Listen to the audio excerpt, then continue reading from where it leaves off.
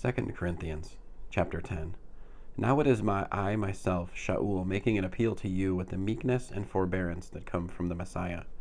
I, who am considered timid when face to face with you, but intimidating from a distance.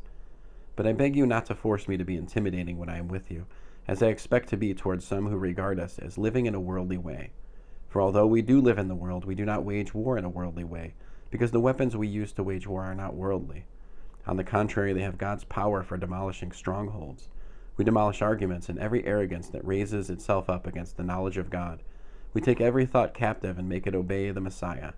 And when you have become completely obedient, then we will be ready to punish every act of disobedience. Then we will be ready to punish every act of disobedience. You are looking at the surface of things. If anyone is convinced that he belongs to the Messiah, he should remind himself that we belong to the Messiah as much as he does. For even if I boast a little too much about the authority the Lord has given us, authority to build you up, not tear you down, I am not ashamed. My object is not to seem as if I were trying to frighten you with these letters. Someone says, his letters are weighty and powerful, but when he appears in person he is weak, and as a speaker he is nothing.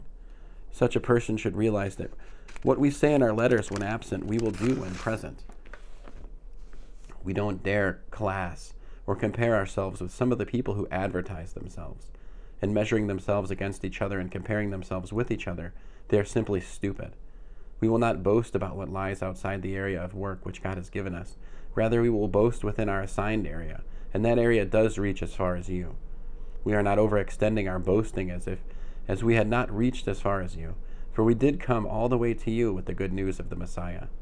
We do not boast about the area in which others labor, but our hope is that as your trust goes, we will be magnified in your midst in relation to your own area of work, so that we can go on to do even more, namely to proclaim the good news in regions beyond you. Our hope is not to boast about the work already done by someone else. So, let anyone who wants to boast about Adonai, because it is not the one who recommends himself who is worthy of approval, but the one whom the Lord recommends. End of 1 Corinthians chapter 10.